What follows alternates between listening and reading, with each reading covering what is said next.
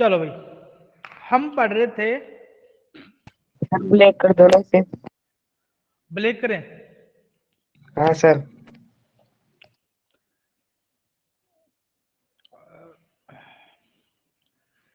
Background colour black, ठीक है। हाँ सर।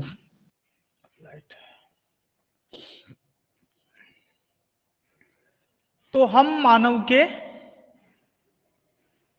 रक्त परिसंचरण तंत्र के बारे में पढ़ रहे थे। रक्त परिसंचरण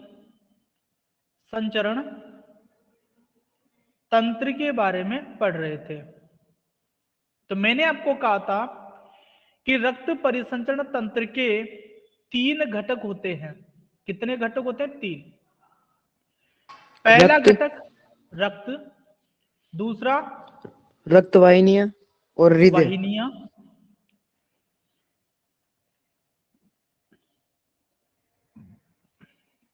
हृदय।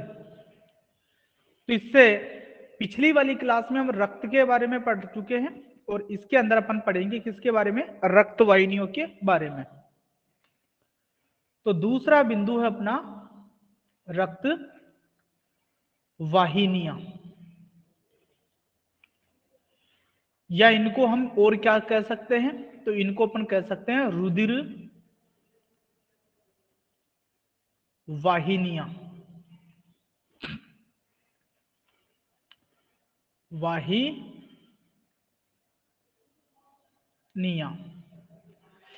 अब इसके बारे में हम क्या बोलते हैं? हमारे शरीर में रक्त कुछ नलियों में प्रवाहित होता है, तो उन नलियों को क्या बोला जाता है? रक्त वाहिनियां या रुधिर वाहिनियां। तो हमारे शरीर में रक्त कुछ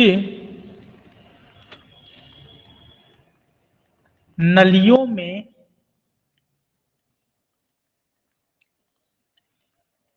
प्रवाहित होता है,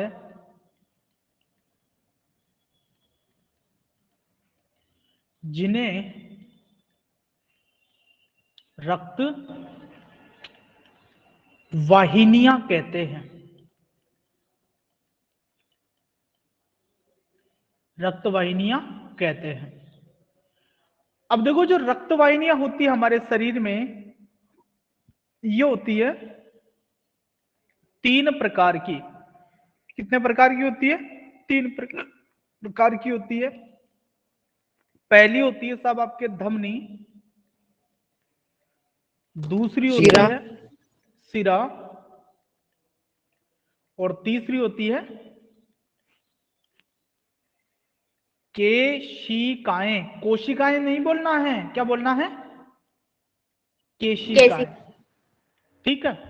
तो इन तीनों के बारे में अपने को पढ़ना है।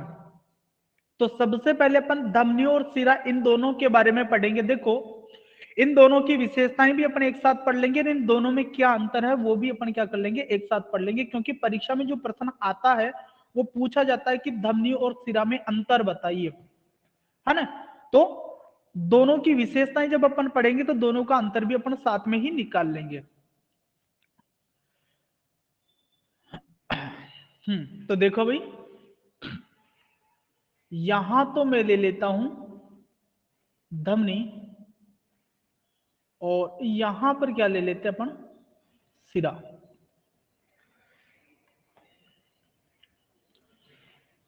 अंतर जब भी आप लिखें, कोई सा भी अंतर लिखना हो तो कैसे लिखना है? टेबल बना करके लिखना है, सारणी बना करके अंतर लिखना है। सारणी बना करके जो अंतर लिखा जाता है वो इफेक्टिव रहता है।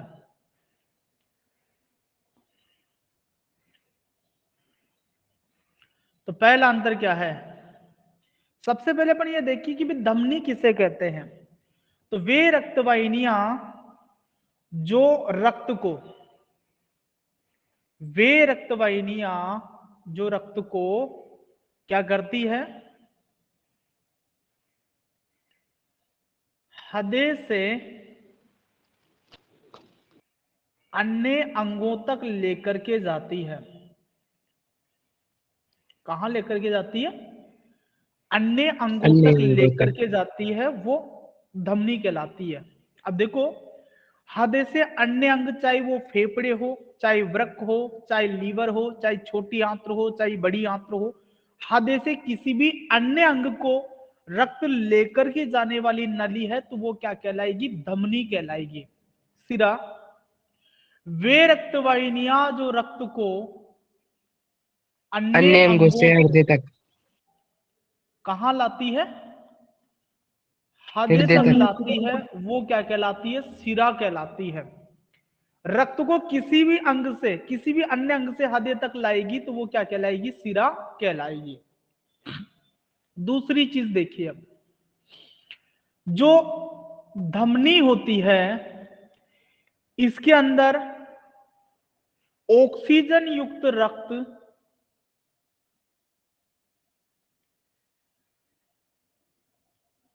प्रवाहित होता है। और सिरा के अंदर कौन सा रक्त प्रवाहित होता है? CO2 युक्त रक्त प्रवाहित होता है। लेकिन इन दोनों में ही अपवाद है। एक धमनी ऐसी है जिसमें CO2 युक्त फुफ्फुसिया रक्त धमनी। बहता है, तो अपवाद है यहां पर किसका? फुफ्फुसिया धमनी। हाँ, फुफ्फुसीय धमनी। फुफ्फुसीय धमनी के अंदर कार्बन डाइऑक्साइड युक्त रक्त बहता है। ऐसे ही इधर भी एक अपवाद है। किसका अपवाद है ये? फुफ्फुसीय सिरा का।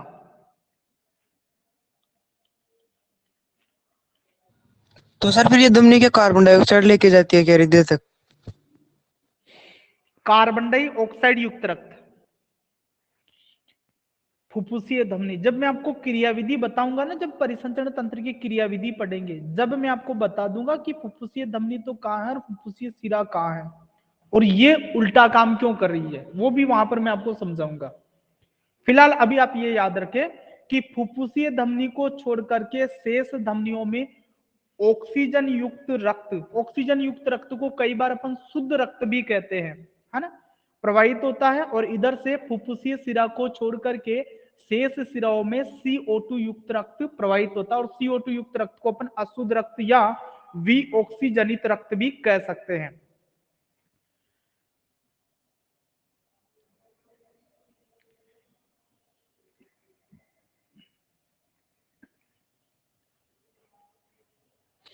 और अंतर देखो भाई, ये जो धमनी है इसकी दीवार की यदि अपन बात करें तो इसकी दीवार होती है मोटी, और मोटी होने के साथ साथ लचीली होती है। कैसी होती है? लचीली। सिरा की दीवार की यदि अपन बात करें तो इसकी दीवार पतली व पिचकनी होती है। कैसी होती है? पतली और पिचकनी। मोटी और पतली का तो मतलब समझ में आ गया आपको? भाई ये मोटी है और ये कैसी है? पतली है। दीवार की बात है भाई, जैसे नलियां ही हैं तो चारों तरफ ऐसे दीवार तो रहेगी नहीं इनकी, है ना। तो धमनी की जो दीवार है उसकी मोटाई ज्यादा होती है और सिरा की दीवार कैसी होती है भाई? सिरा की दीवार पतली रहेगी। पतली। ठीक है। हाँ, अब लचीली से और पिचकनी से क्या आशय है ये बताइए मुझे तो आप। लचीली होने का तो क्या मतलब है और पिचकनी होने का क्या मतलब है? सर लचीली का मतलब जो आसानी से मुड़ जाए। और पिचकनी का मतलब? चलो भाई समझाता हूं मैं आपको। एक तो आप गुब्बारे की दीवार देखें और एक आप प्लास्टिक की बोतल आती है ना बिस्लरी वाली, उसकी दीवार को देख लें। गुब्बारे की दीवार की खास बात क्या होती है कि जब उसमें हवा भरी जाती है तो जितनी ज्यादा हवा आती है तो वो दीवार फैल जाती है, आवश्यकता के अनुसार वो दीवार फैल जाती है, और जब हवा उससे निकाल देते हैं तो वो वापस से सिकुड़ जाती है। तो लचीली होने का मतलब तो यह है कि आवश्यकता के अनुसार थोड़ी फैल जाए या फिर थोड़ी सी वापस सिकुड़ जाए। जबकि पिचकनी का मतलब यह है कि कितना ही दबाव आ जाए या कितना ही दाब कम हो जाए, लेकिन उसकी दीवार में फैलने का गुण नहीं होना चाहिए। जैसे बोतल की दीवार है, अब बोतल जो है उसमें यदि मान लीजिए आप जितना पानी आता है उससे ज्यादा पानी भरने की कोशिश करेंगे तो क्या उसकी दीवार पहले की अपेक्षा फैल जाएगी? क्या नहीं फैलेगी? नहीं सर। और यदि आप बोतल से जबरदस्ती हवा को बाहर निकालेंगे तो उसकी दीवार सिकुड़ेगी भी नहीं। इस वजह से वो बोतल क्या हो जाती है? पिचक जाती है। यदि उसमें लचीलापन का गुण होता तो बोतल की दीवारें छोटी हो जाती, जिससे बोतल ही कैसी हो जाती? छोटी हो जाती, लेकिन उसकी दीवारें क्या हो जाती? पिचक जाती है। तो लचीली होना और पिचकनी होना मतलब समझ में आ गया आपके? Yes sir. नेक्स्ट देखिए, देखो भाई, चौथी बात, धमनी का जो व्यास होता है कम होता है, जबकि सिरा का व्यास कैसा होता है? अधिक अधिक होता है। अधिक होता है। व्यास का मतलब समझ गए? Yes sir. जैसे समझो,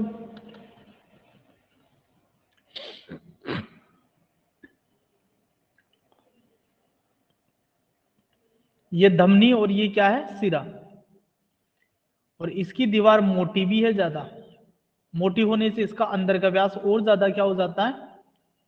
कम हो जाता है।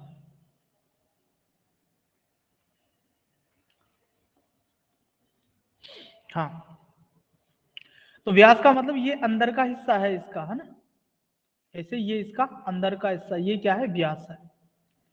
अब मान लीजिए आपके पास में एक मोटर है, एक ही पावर की मोटर आपके पास में, उसमें दो अलग अलग नलियां आप लगा देते हैं। एक बार तो बारीक नली लगा करके मोटर से पानी को बाहर कमाते हैं, और एक बार मोटी वाली नली लगवा करके मोटर से पानी को बाहर निकालते हैं। तो मुझे बताइए कि कौन सी वाली नली से प्रेशर ज्यादा होगा? सर पतली वाली से। पतली वाली से। पतली वाली में प्रेशर ज्यादा होगा ना, मोटी वाली में मोटी तो नहीं वाली होगा। से। तो देखो, धमनी में रक्त दाब जो होता है, रक्त दाब वो अधिक होता है। कैसा होता है? अधिक। जबकि सिरा में रक्त दाब कैसा होता है? कम कम। हाँ भाई, आप कुछ पूछ रहे थे बीच में, कौन पूछ रहा था? बोलिए, कोई बात समझ में नहीं आई हो तो धमनी में रक्त अधिक दाब से प्रवाहित होता है, जबकि सिरा में रक्त कम दाब से प्रवाहित होता है। इसके अलावा एक लास्ट अंतर और देख लीजिए आप। देखो भाई, सिरा में क्या है? रक्त दाब अधिक होता है, तो इस कारण से रक्त विपरीत दिशा में आने का कोई चांस नहीं होता है। तो इसलिए सिराओं में एक दिशीय वाल्व नहीं पाए जाते हैं, सॉरी, धमनियों में एक दिशीय वाल्व नहीं पाए जाते हैं, जबकि आपकी जो सिराएं होती है इन सब में क्या होता है? एक दिशीय वाल्व पाए जाते हैं। सुनो बे ध्यान से बात, आप में से कितने घर के कितने बच्चे ऐसे हैं जिनके पास में कुएं में मोटर लगी हुई है? कुएं में मोटर नहीं है कोई भी ऐसा? सर हमारे यहाँ सर है। अच्छा, चलो, घर का दरवाजा तो देखा आपने? खिड़की हाँ दरवाजा तो सर। देखा होगा। तो खिड़की मुझे बताइए, या दरवाजा जो होता है वो एक दिशा में खुलता है या दोनों ही दिशाओं में खुलता है? सर एक दिशा में। कौन सी दिशा है वो? सर अंदर की तरफ। हाँ, अंदर की तरफ दरवाजा खुलता, बाहर की ओर तो दरवाजा खुलता ही नहीं है। तो देखो यहां पर आप, एक तो फुफ्फुसीय धमनी, फुफ्फुसीय धमनी और महाधमनी, इनको छोड़ दे, को छोड़कर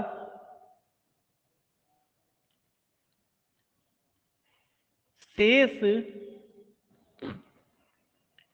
धमनियों में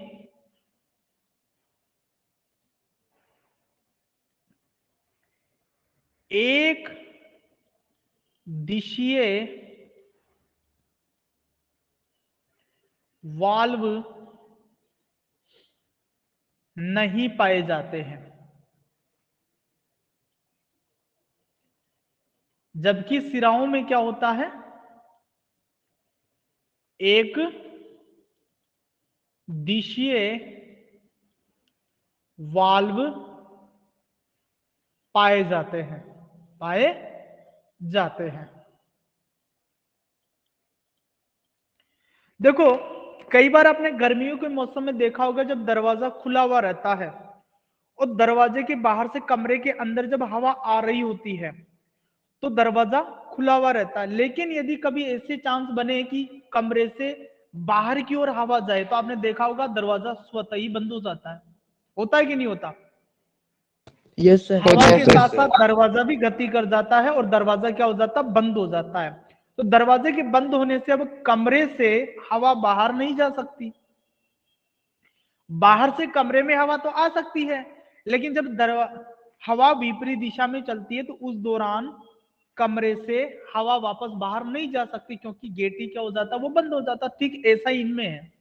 इनमें क्या होता है, जो सिराएं होती है इनमें इस तरीके से एक दिशीय वाल्व पाए जाते हैं। रक्त इधर से इधर जा रहा है तो ये वाल्व इधर इस दिशा में खुल जाते हैं, लेकिन रक्त मान लीजिए विपरीत दिशा में आने लग गया है तो ये वाल्व इधर आकर के यहाँ पर दोनों क्या हो जाते हैं, बंद हो जाते हैं, और बंद होने की वजह से वापस उल्टी दिशा में रक्त नहीं आ पाता। अब इनमें एक दिशीय वाल्व की आवश्यकता क्यों है?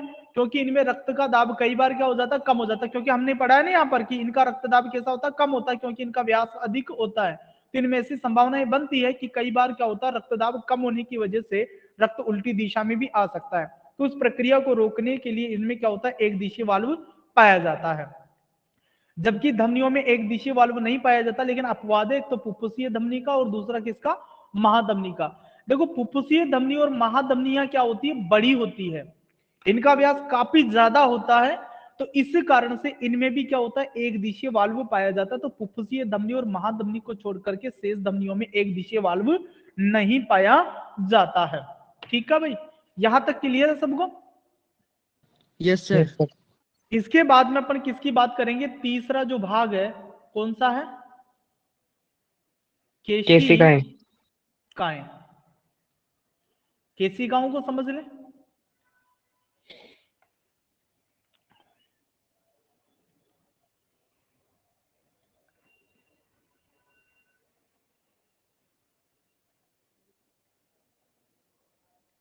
भाई आप चाहो तो ये डायग्राम बना लेना, नोट्स में मैंने डायग्राम के लिए जगह छोड़ रखी है, उस जगह ये डायग्राम बनेगा।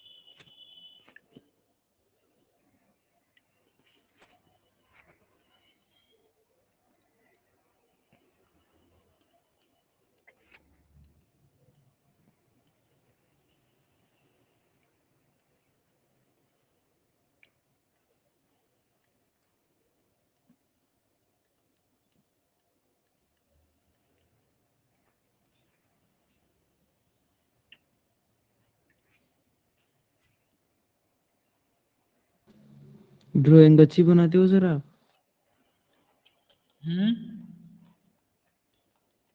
ड्राइंग अच्छी बनाते हो सर? साइंस के टीचर है सर, ड्राइंग अच्छी क्यों नहीं बनाएंगे? नहीं, ये तो खैर अच्छे नहीं है। हाँ भाई, समझे बातों को अब? हाँ सर।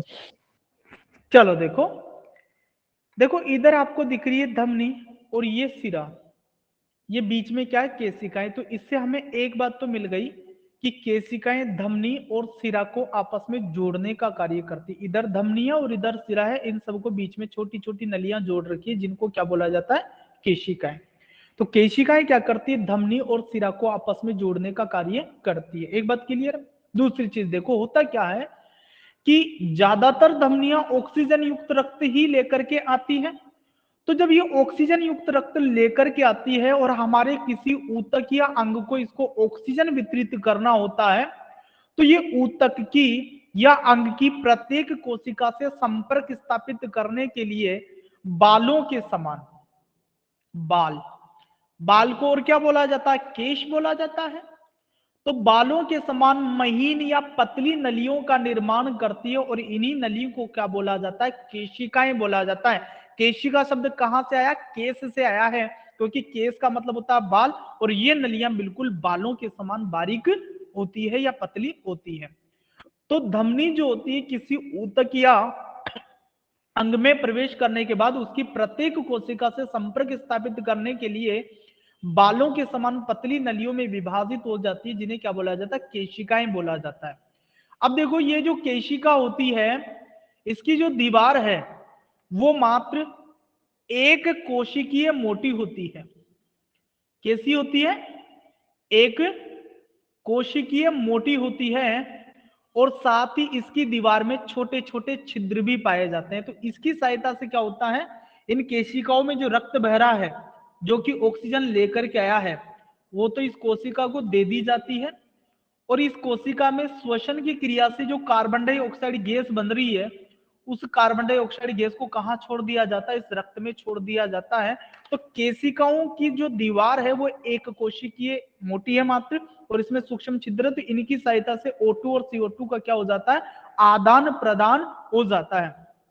अब इसके बाद में क्या होता है, ऊतकीय जो अंग है उसके दूसरी तरफ ये केशिकाएं आपस में मिलती है और किसका निर्माण कर लेती है, सिरा का। और ये सिरा क्या करता है, जो आपका रक्त है उसको ऊतकीय अंग से दूर लेकर के जाती है। इधर तो O2 आया था और अब इधर कौन सा रक्त जाता है, CO2 युक्त रक्त चला जाता है, क्योंकि बीच में क्या हो चुका, आदान प्रदान हो चुका, ऑक्सीजन दी जा चुकी है और कार्बन डाइऑक्साइड गैस यहां से ली जा चुकी है। बोलो भी, बात समझ में आई कि नहीं आई? Yes sir. आ गई सर। बहुत बढ़िया।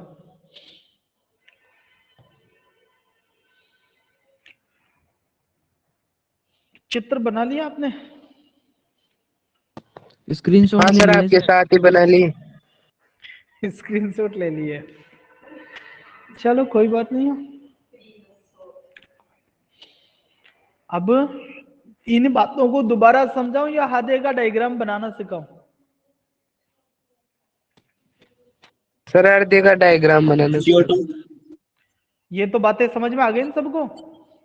सर, ये CO2 अशुद्ध रक्त होता है ना? हाँ, अशुद्ध रक्त।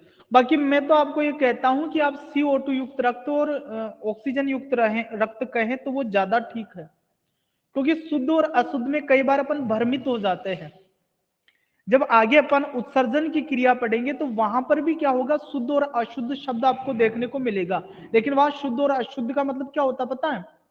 यदि रक्त में नाइट्रोजन या अपशिष्ट पदार्थ है तो उसको अशुद्ध रक्त माना जाता है, और यदि रक्त में नाइट्रोजन या अपशिष्ट पदार्थ नहीं है तो उसको शुद्ध रक्त कह देते हैं। इसलिए ज्यादा सही है कि आप ऑक्सीजन युक्त रक्त और CO2 युक्त रक्त बोलो। सर, ये ऑक्सीजन मतलब ग्लूकोज के विखंडन से CO2 बनता है ना? हाँ, श्वसन कहाँ होता है, कोशिकाओं में। बोलो भाई, हाँ सर। Yes sir. श्वसन कौन कर रहा है, कोशिकाएं कर रही है। जरूरत तो कोशिकाओं को है ना, तो कोशिकाओं को ऑक्सीजन दी जाएगी और कोशिकाओं में जो कार्बन डाइऑक्साइड गैस बनेगी श्वसन की क्रिया के द्वारा उसको ले लिया जाएगा। रक्त का काम तो यही तो है, कोशिकाओं को आवश्यकता के अनुसार बांट देना पदार्थ, और उनके पास में जो अपशिष्ट पदार्थ है जो उनको नहीं चाहिए उनको लेकर के किसी ऐसे स्थान पर पहुंचा जाना जहां से उनको बाहर निकाला जा सके।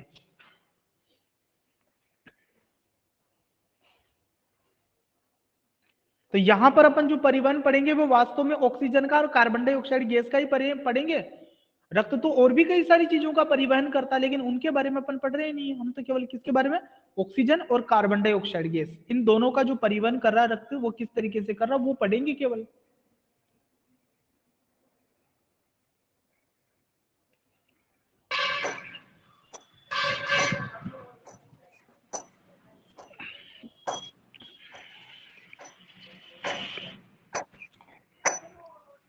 हवा हटा दूं क्या?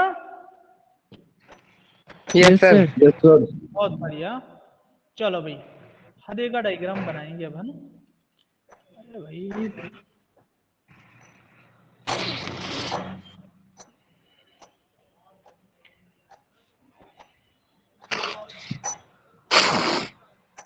सर ये आशीष का माइक ऑफ करवाओ ना। भैया यदि माइक चालू है आपका तो बंद करें। Okay sir. दिखाई दे रहा साफ साफ? Yes sir. Background colour black लेना है ना? चलो भाई देखो हदे का डायग्राम बनाना सीखो थोड़ा थोड़ा। सबसे पहले आपको क्या करना है,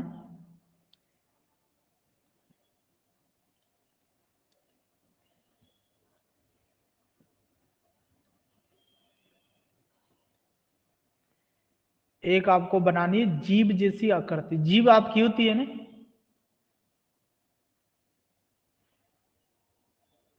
कुछ इस तरीके की आकृति आपको बना लेनी है।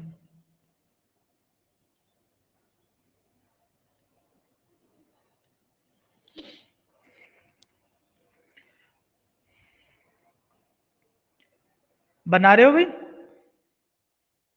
Yes sir. बहुत बढ़िया। इसमें थोड़ा सा ऐसे तिरछी लाइन डाल देना भाई।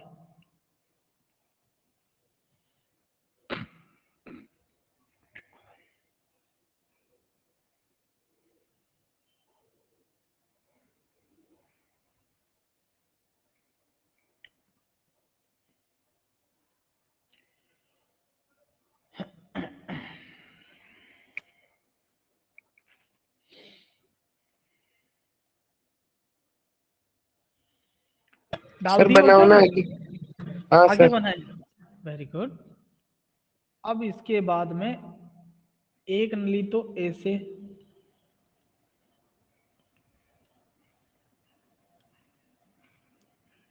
और एक नली आपको ऐसे ले जानी है।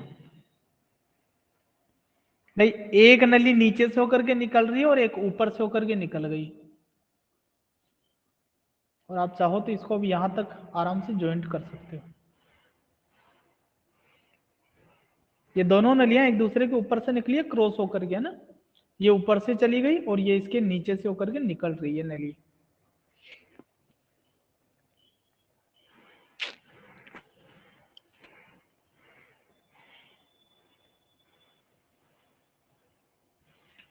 हो गया भाई? सर बना लिए।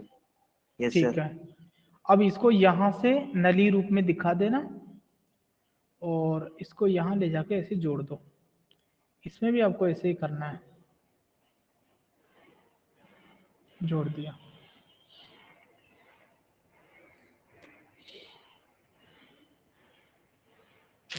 बना दिए सर। ठीक है। अब यहां पर क्या है कि आपको वाल्व बनाने हैं ऐसे।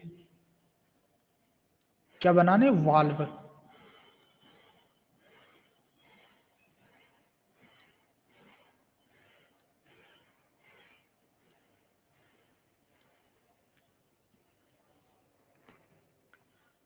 बना लिए भाई सबने? Yes sir. ठीक है। अब देखो हदे में 4 कोष्ठ है, 2 तो ये ऊपर वाले हैं तो इन दोनों का नाम है दाएं आलिंद आलिंद। बाएं आलिंद। हाँ, तो दाएं हाथ की तरफ तो आपको दिखाना है कौन सा आलिंद, बायां आलिंद। क्योंकि जो भी अंग अपन पढ़ रहे हैं ना, वो वास्तव में हमारा जो अंग है शरीर का, उसका प्रतिबिंब के रूप में बढ़ते हैं। और आपको पता है कि दाएं भाग का बायां बन जाता है और बायां भाग का दायां।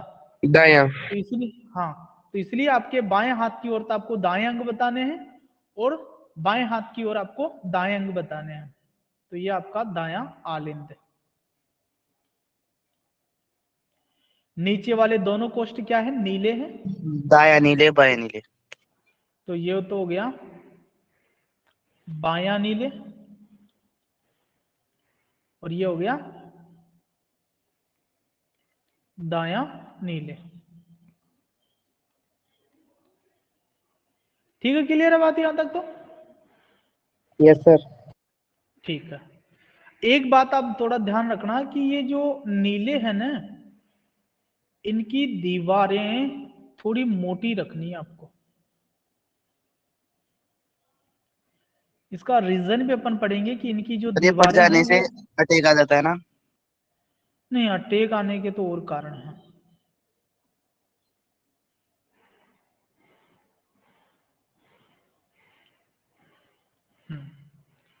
अब देखो, दोनों जो नीले हैं इनके बीच की जो दीवार है, दोनों नीले हैं इनके बीच की जो दीवार है, इसे क्या बोलेंगे अपन, अंतर नीले पट्ट। अंतर नीले पट्ट। इसी तरीके से दोनों आलिंद के बीच में भी दीवार होती है। हालांकि इसके ऊपर से नलियां गुजर रही है, इसलिए अपन को ठीक से वो दीवार दिखाई नहीं दे रही है। तो मैं इसी को दिखा देता हूं। यहां पर क्या हो जाएगा, अंतर आलिंद पट्ट। अंतर आलिंद पट्ट। पट्ट, ठीक है। दोनों आलिंदों के बीच की जो दीवार है वो अंतर आलिंद पट्ट है, और दोनों नीलियों के बीच की जो दीवार है वो अंतर नीले पट्ट है।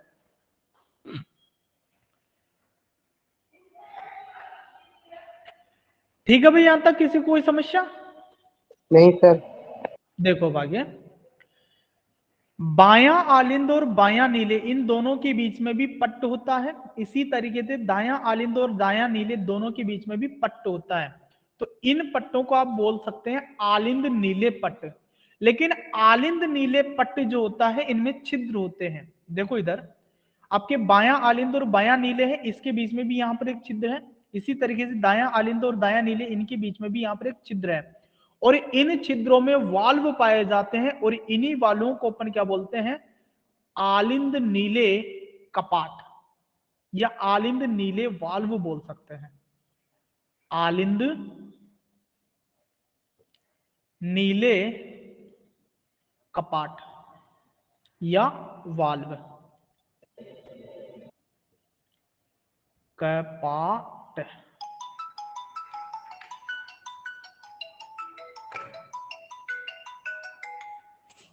हेलो, हाँ जी।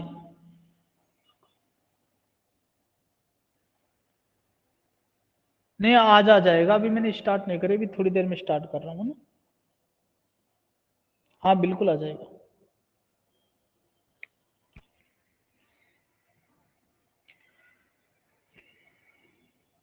हाँ जी भाई, सबने बना लिया क्या ये? Yes sir. Yes sir. हाँ, अब मैं इन 4 नलियों के नाम भी आपको लिखवा देता हूँ, उसके बाद में अगली क्लास स्टार्ट करनी पड़ेगी। आपकी तो हो गई ना सारी क्लासें? Yes sir. Yes sir.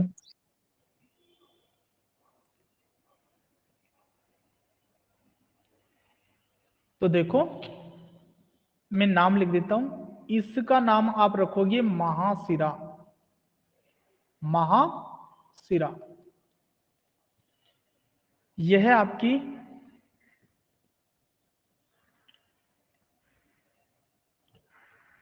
फुफ्फुसीय सिरा। फुफ्फुसीय सिरा, यह है आपकी, क्या बोलेंगे इसको?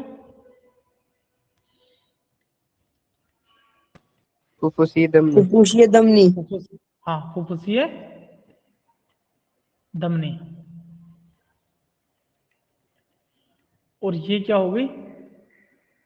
महाधमनी। तो इसके बारे में अपन कल बात करेंगे ठीक से। डायग्राम आपने बनाना सीख लिया होगा।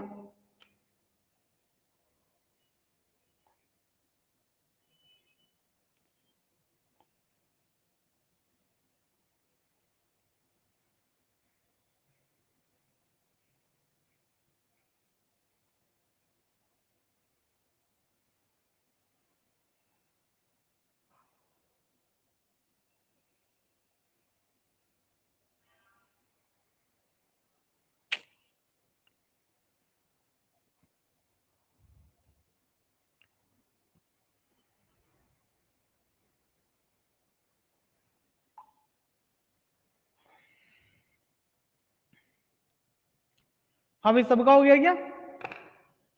Yes sir. हो गया सर। ठीक है भाई। तो कल अपन हृदय की संरचना पढ़ेंगे और फिर इसकी कार्य प्रणाली भी समझेंगे पूरी। तो आज के लिए इतना ही, बाकी पढ़ेंगे नेक्स्ट क्लास में।